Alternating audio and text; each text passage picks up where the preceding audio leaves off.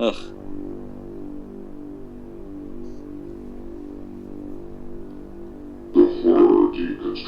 What's up, everybody? It's the Hard Deconstruction. You can find us at harddeconstruction.tumblr.com, youtube.com/harddeconstruction, as well as facebook.com/the Hard Deconstruction with your host Comp and Shamoka. And today's film is... It's a little movie I like to call Aftershock. Aftershock is a Aftershock is a 2012 horror thriller. There's also a 2010 one that's like supposedly like a drama or something. And like I almost it's accidentally from watched China, isn't it? What? Isn't it from China or something like that? Some gross place like that, yeah. So, Jesus. Anyway, Aftershock 2012, which is actually just got released, I think, video on demand in select theaters 2013, which is weird. It was directed by Nicholas Lopez, and it's written by Guillermo Amoedo. This is what they refer to it at. This is the Wikipedia. And Eli Roth. Aftershock is a 2012 Chilean-American adventure crime thriller. It's not an adventure crime thriller. Who do they lie to? Get out of here. It's not in any way an adventure crime. It's not even close to an adventure. To IMDb, it's about, in Chile, a group of travelers who are in an underground nightclub when a massive earthquake hits quickly learn that reaching the surface is just the beginning of their nightmare. So, what's your history with this film? It's the first time I've seen it. To me, I've heard about this film a long time ago because I was very excited to see... I don't know what it is, but I like what Eli Roth stands for with horror. People probably think I'm a fucking idiot for saying that, and they're probably right. But I like that I enjoyed Hostel and I enjoyed Cabin Fever a lot, and those are two movies that people really fucking hate. And but I enjoyed those two. Hostel 2, I was like, whoa, I didn't like that movie. Did he do that one too? Yeah, he did. And making that movie, it didn't make any money, so. With that, it fucked up his chances because he was supposed to direct Stephen King's Cell, the movie version of that. It's better that he didn't. Which is a book that I actually like. It's a great fucking book. He better not fuck it up. Cell was like 28 Days Later, basically. I want David Lynch directing that movie. Except for the movie. Weird, I don't know. Well, I don't know. Could be sick. Cell is fucking awesome. It's such an original take on zombies. The book. I didn't like the ending because that, like everybody said, I think that was like the first Stephen King novel I ever read. I think it's the only Stephen King novel I ever read. Well, it was definitely one of his more open-ended endings. There's like floating zombies and shit going on at the end. And you're like, what happened? Like you think there was gonna be a second book to it, but well, they're evolving. They're telepathic and yeah. That's what's so cool. They're not even zombies. They're just like a new race. But anyway, this film is sort of based on Eli Roth produced this heavily, and they shot it with DSLR cameras like 7Ds and 5Ds, and they just shot it with really good lenses, and I think it looked good for $2 million. Like they did pretty well. Like it shot really good. I didn't get to watch it with the best quality on my computer, but they shot it in Chile, and apparently there was a real earthquake that happened in Chile a couple years ago that the director Nicholas Lopez actually went through. And he said that's his inspiration or whatever? Yeah, so there were certain sequences in the film that actually happened in real life where a guy's hands got chopped off, and when they were trying to leave this club. In real life, in the film, one of the main characters' hands gets chopped off, and in real life, a guy's hands got chopped off, and they put it in a bag to save it, and somebody actually did steal the hands. Oh my God. They thought it was just a bag. They didn't know there was somebody's hands in it. So that happens in this film, and it's just like, fuck. But the way this film is, like, to me, this feels more like a spiritual sequel to Hostel than any other, than even Hostel 3. I never saw Hostel 3. All I heard it looked shitty. But this film is kind of the same premise with a character from another country visiting, somewhere else, and then, some shit goes down, and you learn about xenophobia. It definitely takes a turn. Like, it's funny. The whole movie's like, the first half an hour at least is just like clubbing kind of jerk assholes, like these rich spoiled people. It's the same. It's almost the same opening as Hostel. It follows the same thing. Like just Eli Roth's the only character I like in the whole movie. Because he's Jewish and he's proud of it, which is good. Yep. You're Jewish, so good for you. Don't ever say that about me. So that anyway. I'm proud of it. I'm not proud. I'm ashamed. So the film starts out the same way with three characters. Well, yeah, I guess it is three characters kind of getting the feel of the land, although two characters are actually Chilean characters, and Eli Roth is known as the Gringo. And he lived with them. He lived with Ariel once or whatever. Yeah, I guess he was saying one summer, and Eli and the Gringo has like a 7-year-old daughter and stuff like that. So they kind of, it's basically the first 20. They should have just chopped off at least 15 minutes and just got. Yeah, they really should have. Because but it was well done. Yeah, it was shot well really well. Like, I wasn't bored watching it. Huh? I wasn't bored watching that part. But I wish that there was more craziness that happened. Like I wish it amped up to a good degree, but I just wish that there was more. Like it happened earlier. You know what I mean? Because you're there to see these characters get fun. I think they're trying to make the characters you feel something for them, but they're all stock characters. There's the party play the guy Boyo. I liked his character. He was played by let me see. What's his name? Nicholas Martinez. Is that the director? Oh yeah. Oh no, Nicholas Martinez. Never mind, different guy. Nicholas Martinez, who looks kind of like a Spanish version of Zach Galifianakis with his head shaved. Bald. Yeah. And he's like this rich guy. His father owns some hotel, so he's kind of like got all the money to go everywhere and just do whatever the fuck he wants. And he's arrogant. When I clicked on his name, it said that he's a soccer player. Oh really? So yeah, it's got the wrong fucking info on here. Definitely. Because I don't think with that gut of his, he's going to be doing a lot of roles. Yeah, exactly. There's Ariel Levy playing Ariel, who's, I guess, the nice guy. Do you think he insisted he'd only be in the movie if they gave him his own name? Probably, right? I guess they're buddies now because they're in Eli Roth's. Eli Roth just made a cannibal movie called The Green Something that's coming out, which I can't wait to see because they're saying it's more in spirit of Cannibal Holocaust, like just a cannibal movie. So that's got to be cool. And both of those guys are in that one, so that's the Green Inferno. Green Inferno, right? And Ariel's like this guy who's lovesick over his girlfriend who's cheated on him, and he's just like watching her Twitter. There's a lot of references to tweeting and Instagramming in this movie, and which is really weird if you don't know what it is. Like, when you mess with an iPad and you use the finger to swipe the pictures, they're doing that with girls. The girls in the film are Lorenza Isa, who plays Kylie, who's this bratty. Oh, is that what that was about? When they kept he just thought he was just. I got the idea that they were doing that, but I didn't realize they were like actually making the motion of like an iPhone or something. Yeah, they were kind of like switching the girls like photos. Lorenza Izzo was playing Kylie, who is the bratty sister of this character named Monica, who's Andrea Osfar. Once you see a girl with short hair in a horror film, you know she's going to be the one that saves the day. So, right. What happens? She's pretty cute. All the girls are actually pretty cute. There's a girl named except in High Tension, where it's the one that's the crazy one. There's Natasha Yarovenko, who plays Irina, who's like this Russian girl who's just there in Chile hanging out with the two other girls. And the film starts out with basically all of them, traversing the douching it up. Douching it up, basically. There's a chick they meet at a wine cellar, and she has a Wu-Tang Clan tattooed on the back of her, like a tramp stamp. And Pollo finds a way to kind of work that into her coming into him. He's like a rich. His dad's rich, and so he has like all these resources. It's so obvious because Eli Roth is friends with the RZA, who's a rapper in the Wu-Tang Clan. Wu-Tang Clan is a Brooklyn-based rap group from New York City. They're pretty famous guys. I think everyone knows that. I know that, and I know there's nothing. Some white people that just got scared and turned off the podcast when they heard that. They're like, "Oh Jesus!" They're throwing holy water in their computers. They threw their iPod out the window.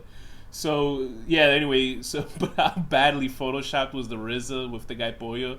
It would have been funnier, like, because the Pollo shows, like, Pollo means chicken in Spanish, but Pollo shows the photo of him with the RZA, like, to the girl, and it's the worst Photoshop job I've ever seen. Like, well, not the worst, but this is pretty bad.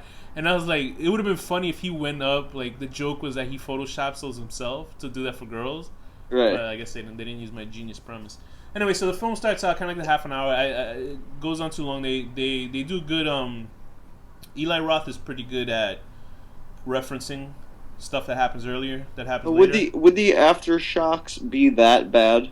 Yeah, that's what happened in Japan, in Tokyo. Bro, the aftershocks were the bad part? They're lesser than the actual. I think the actual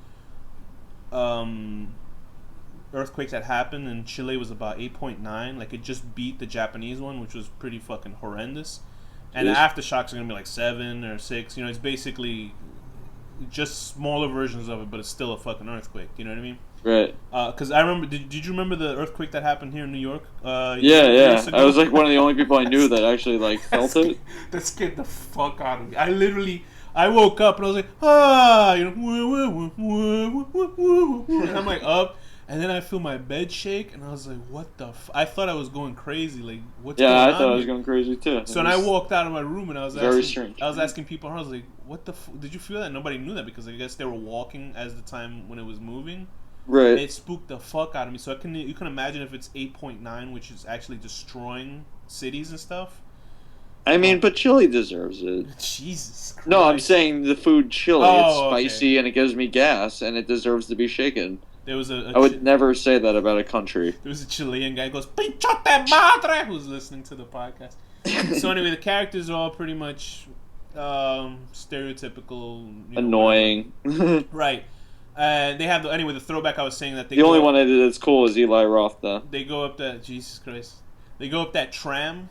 Remember that tram that's on a Yeah, and the guy fucks with them. Yeah, this guy who owns it or runs it fucks with them because he doesn't like that rich fuck boyo.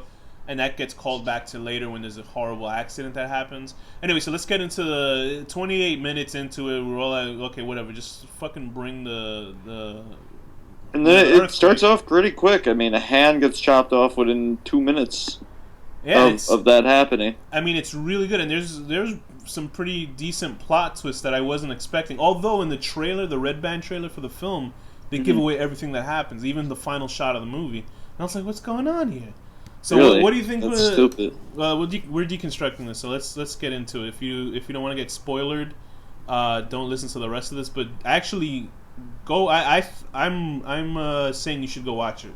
That's what I'm saying. Yeah, it's not unwatchable. It's a good time killer, but it's also it's nice. It's only like 90 minutes for a film with like a $2 million budget, or I think it was $4 million. I don't know. No, it's a big budget, $10 million. Yeah.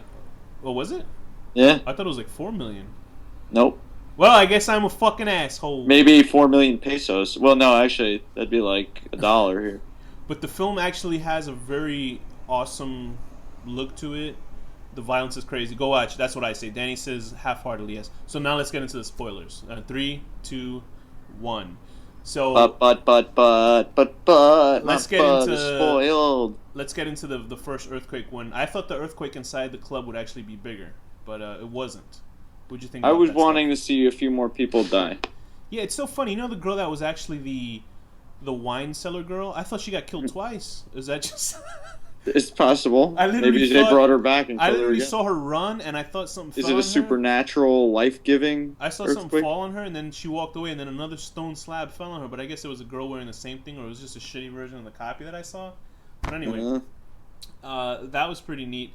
I was very surprised Eli Roth got killed. Although in the trailer you see him get hurt, but I didn't. Think I was upset when he died. That was like the one that actually I didn't think they should have done that yet, but it was shocking for sure. I think what they were thinking is that it was a safe idea that he would be alive because he's the white guy in a primarily Hispanic film, Latino film, and I think that's probably a smart idea that they did. And he was also, the whole point of the film that Eli Roth was saying. It's so funny that Eli Roth was in this interview. He was talking about how the shit that happened in real life. That there was a guy on a date with this girl, and a rock. They were in a car, like over some bluff, and a rock fell on him, and he became paralyzed. So the girl had to drag him out of the car to safety. And he was talking about it all jokingly. I'm like, dude, that really happened. What the fuck is so funny about that? Could you imagine? Ugh, I don't even want to think about that. It's just horrifying for that to happen to somebody like that. But anyway, so Eli Roth, when he gets killed, because the whole point that he says is how horrible people become in situations just out of self-preservation. Mm-hmm. When the guy, he looks a lot like Zachary Quinto. Yeah, he gets that a lot. That's what he was talking about. On, I think Jay Leno or somebody, and his death was pretty heinous, and the fact that he gave up one of the girls to get raped.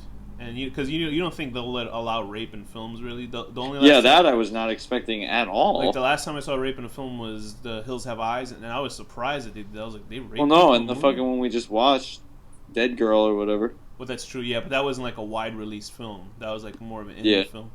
And because they can get a little bit more away with shit with those. I really, really wasn't expecting it to go that way. Like, it went from a douchebag clubbing movie where you kind of are laughing a little, and then all of a sudden it's like that's what I was hearing about it. That the film gets darker and darker, and it's cool. It's really pretty cool. Actually, maybe I like it better than I thought I did. Yeah, no, it's a fun movie. It's to me, that's why I think it's like a follow-up. First to saw it, I Hostel. was kind of like, it's not that good. But like now, I'm thinking back, and it was kind of cool. I think it was a nice follow. It's a follow-up to Hostel. I feel. You know It's what I mean? again, I think it was too long. I say that a lot. You That's like think a this constant is- complaint of mine. You think this movie was too long? I mean, I think they could have been paced better. I'm really like very, very picky with What do pacing you and think lengths of movies. Where do you think the pacing? Well, I mean, they had happens? like a The half an beginning, hour or- of them okay, douching right. it up. Yeah, that's why They I say could they have cut it should down have to just. 10 minutes. It would have been fine. Yeah, I think that's what they should have done as well, because I think that was about the same time they did with Hostel as well. But I think it worked better in Hostel than it did in this with the characters. Yeah, because Because I mean, I they're really not, don't they give a didn't fuck. actually successfully develop the characters enough, besides the character of Eli Roth, pretty much, and Ariel too, 'Cause that in like Hostel, they needed a half an hour for that. They could have just, I don't know. In Hostel, they had a character named many characters. They had a character named Ali, who was like the funny guy. Like you could tell he never acted in a movie. He was like the funny character in the movie, and that's kind of who Pollo is in this film. But it might Right. lose translation because it's he's subtitled most of the time in Spanish. And but anyway, I think they were just more. They were more successful in that film with character development than this one. And Yeah, I don't know. I what'd you think think it's of I'm so like big on that shit. I don't know. I was expecting the prisoners that broke out to actually dressed up as prisoners. I forget that they didn't really have prison jumpsuits maybe in other They countries. just get like tattoos, I guess. I guess like only 5 prisoners were in jail over there. 6 prisoners because they I broke mean, out. I wonder if that's real. If that's a real thing in Chile. Well, maybe. And also, because one thing that bothers me, which I mean, I understand, it's a the horror director movie. apparently that there was a tsunami also as well caused Oh my by God. the earthquake over there in Chile. But go ahead. We were too busy hearing about like Jennifer Aniston's new haircut or Oh yes, of something course. Too stupid. I'm important. sure. Mhm. No, I was gonna say that. What the hell was I gonna say?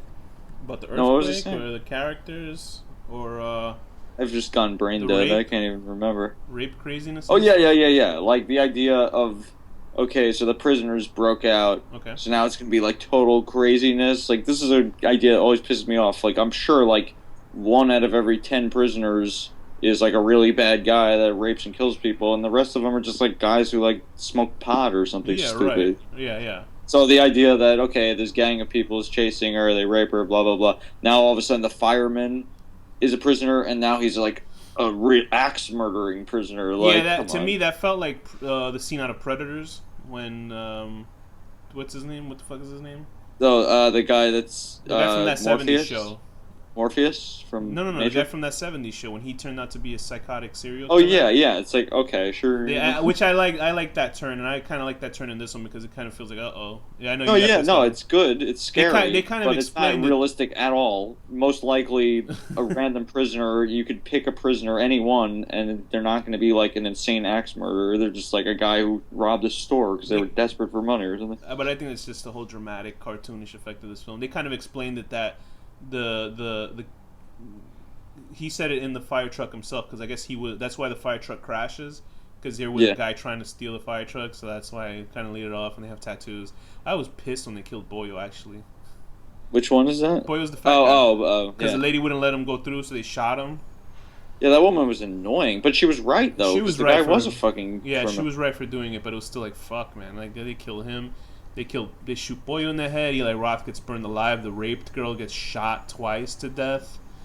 Which Yeah, it was I thought kinda that was a pretty chaotic. intense scene when he was going up behind the guy with the axe. I was like, why don't you fucking run and hit him with the axe? He's just like waiting. You know what I mean? He's like doing it slowly while this poor girl's getting raped.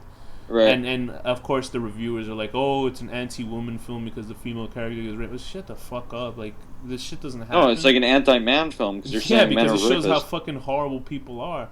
But obviously the short hair female character. It's so funny. You know what's funny? They actually were shot in like grave sites. Like towards the end, they find this. You call it not really a mausoleum, but this kind of places where bodies are stacked up. I like the fact that her sister got murdered, and she's scared by mummies. Like she saw her sister's dead body, and then she climbs downstairs, and then she starts freaking out because she sees. Well, they were like, weren't they like babies? Yeah, but they were like, but I guess because they mentioned that she had an abortion earlier, that's affecting her. Because there's a part where she, Yeah, she was a panicky, annoying person. she walks by a car and sees. She was like, very a dead baby. intense. Yeah, she sees like a dead baby in a car and it's all fucked up. It's I saw a dead baby driving the car the other day. Terrible driver. it's a visually fucked up film, but What did you think of that ending? I think that ending was kind of the... like the more I'm reviewing this, I'm like realizing I kind of do like it because I think I expected it to be like a linear story that like gets tied up. Kind of, I was like looking forward to that kind of thing, like an actual if you want backstory. But it's really not. It's more just like, here are some douchebags in Chile, and now here's a whole stream of bad things happening, and we're not even going to end it. It's just going to end with more bad things happening. You see the budget. You see the budget and the amount of people that chase them. It's only 6 guys. It's not like a fucking group. But then you could think there's probably in prisons there's gangs of guys that do fucked up shit and hang out with each other in prison. So they probably were with each other like a pack of wolves. So I'm just saying, like, it didn't. The story itself, like the entire movie, is kind of just like it could have been following anybody, just showing bad things happening. And I'm sure it's like a chaos. It's chaos. I'm sure if this makes money, they'll do a sequel, like a sidequel, where other shit is going on at the same time, kind of like what they did with Hostel 2. Yeah, that would be cool, like other people's stories and shit. Right, and they'll probably interact with other characters and shit. But I for the most part, I actually enjoyed the film. I thought it was cool. I was worried because I was watching and then there's Selena Gomez. Who gives a fuck about her? I can't. Who's Selena Gomez? She's Justin Bieber's girlfriend. She's the girl. She was in this? Yeah, she was the girl that remember he was trying to talk to. He goes, "Oh, you're American." The bitch girl. Yeah, and she was kind of like not into him. She was like really bad acting. She was mean. Yeah. I don't get it. She looks like a 14-year-old girl. You know what I mean? Like I think she is like a 14-year-old girl. No, she's 20. She's like 21 or something, or 22. She's actually an adult, but she looks like. All I know is like from. Yeah, I mean, I wouldn't be attracted to her because she really does look like a little teenager, like you could picture her going to like a Sweet 16 or something. Yeah, I mean, who am I fucking am I to talk? But anyway, it's still. I'm sure in real life, you'd be like, "Please let me smell your feet." But in the film, she still looks like a little girl. But anyway, so yeah, I like the film. I actually like. I like the gore, the violence is crazy. Do you like how it ends with that tsunami? But I saw it in the fucking trailer. They should not put that in the trailer. The last shot of the trailer is the girl turning to the water, and I'm like, oh fuck, that has to be the ending. Because if the movie takes place at night, and that's the only scene in the trailer that's in daytime with a fucking tsunami, then you know that's the fucking ending. You know what I mean? Right. That's like for people that think, like people that don't. I don't watch trailers a lot. Sometimes I should stop. I try not to sometimes. I overthink it too much. But anyway, I would actually give this film a very fun. I know it's pretty. I'll give it an 8 out of 10. Oh, is that pretty high? You're getting fun now. I'll give it a 7 out of 10. A 7 out of 10 because it was really going to be 6. You stole my rating. I'll give it a 7 out of 10. Going up to a homeless crazy man with a human hand in your bag and then getting it stolen from you. And you fucking stole my thing. No way, really? You always steal it. I'm proud of myself. Okay. I'm gonna also give it a 7. 7 out of 10. Maybe a little more. 7.5. There you go. Oh yeah, 7 and 0.51, which has to be rounded down to 0.5. And it's gonna be what is the thing that gives that measurement? Well, what scene should I choose? I'm gonna choose falling off a ladder and killing a priest. Jeez. What did you think of Eli Roth's acting? I think he did a lot better. I think he was great. I like him better as the Bear Jew, but I think he did a lot better than I expected. There's moments. I remember the funny part where they try to make it really emotional. He's crying to the guy about his friend dying, and the girl just runs up and says, "Let's get the fuck out of here." They snap into reality. It's pretty good. So with that, Danny, what's the final word? Oh wait, what's our next movie? We don't do that anymore. Remember? Oh, we're not going to do that anymore? Yeah. Didn't you notice we didn't do that the last episode? No, I actually forgot. All right, Danny, what's the final word? The final word is shebang.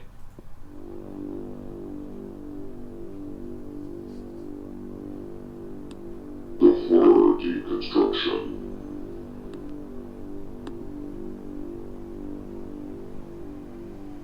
Are you recording me talking about Iron Man? Okay. It was pretty stupid. They went way too much for like the stupid comedy route of doing it, and it's just like, I don't know, it's almost like it became a parody of itself. Give us the whole back plot of the movie.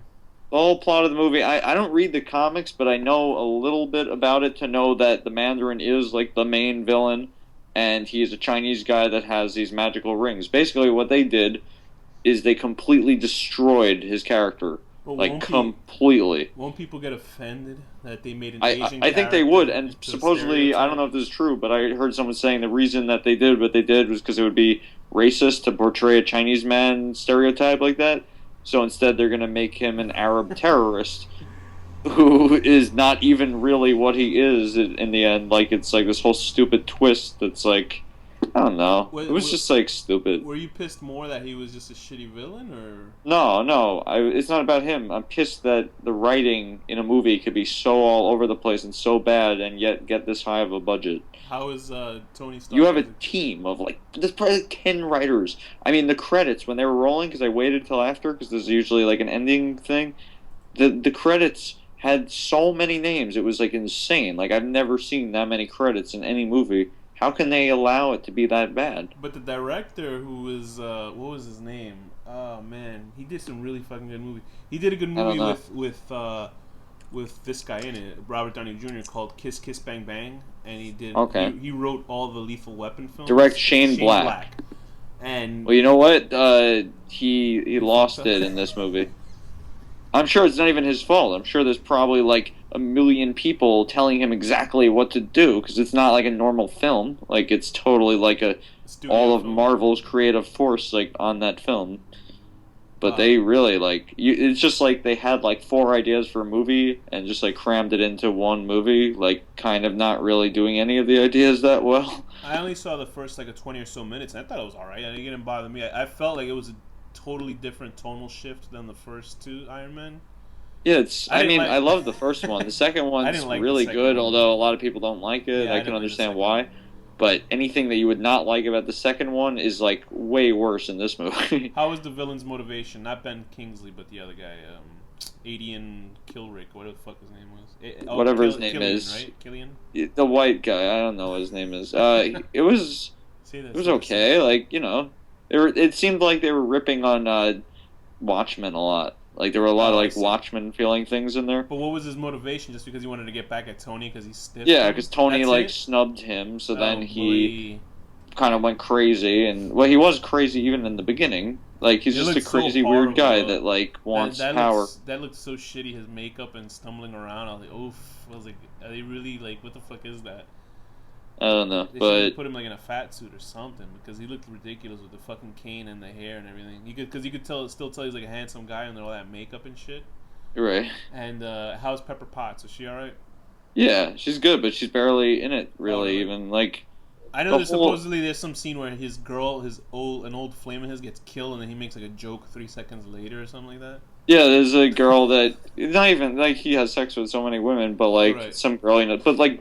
There's a scene where he's like with this little kid, like, and my friend was saying it's kind of like ripping on also Batman Dark Knight, like the final Batman movie. Oh, they have a little kid in the movie? I forgot that there is. Oh, yeah, like the scene where Bane breaks his back and then throws him in a thing and he has to like recuperate and get out. Like there's a scene like that. And Iron Man crash lands and lives with this little kid for a while. Oh no, why do they do that? I hate but like it was kind of good at first, but it's like it was literally like a 20-minute scene. That reminds you know what that is? That's like what did I see? Spawn? Oh my god, Spawn the movie made me stop buying the comic book. That's how horrible it was because Todd McFarlane had a hand in the film. You know what I mean? He changed the black characters he changed one black character who was like the main character's friend. It kept Spawn black, and then his best friend who ended up sleeping with his wife after he died. He made him into a white guy, and I'm like, why? And because they were like, oh, they didn't think the studio didn't think people would go see a black movie. I'm like, holy. Well, you know what? If you see the HBO Spawn, it's so good. Yeah, and then but he introduces. But anyway, in the Spawn movie, the music is good. They changed it right. It was a great sound. I love the soundtrack. That's the only good thing about that shit. But they changed the film from like PG. Well, it was supposed to be like R-rated film because they're like killing everybody every issue. Then they turned to PG-13, and then they have him. They introduced a little kid that was not in the comics at all, and his little dog, like to make Spawn seem like a fucking father figure. And I'm like, where did this come from? Oh, I don't know much about Spawn. I know a little, but I had like the movie wasn't good. I remember that. The first 66 issues, and I hate it. But Iron Man 3 though, like just rent it. Just rent it. Okay, it's not good. Visually, it's really cool. I mean, yeah, obviously. On the list of the Marvel films, what do you rank them? I mean, I'm not going to say it's like that fucking motorcycle Ghost Rider one, but Oh yeah, I keep forgetting. it's definitely not the best. It would be like towards the bottom. Okay, so it's. I'd say it's like on level with like the original Hulk movie or something. Oof. Although the Hulk movie had some cool effects, the original one with the bad guy. Yeah, Anyway. no, effects aren't the problem. There's cool effects. There's horrible writing.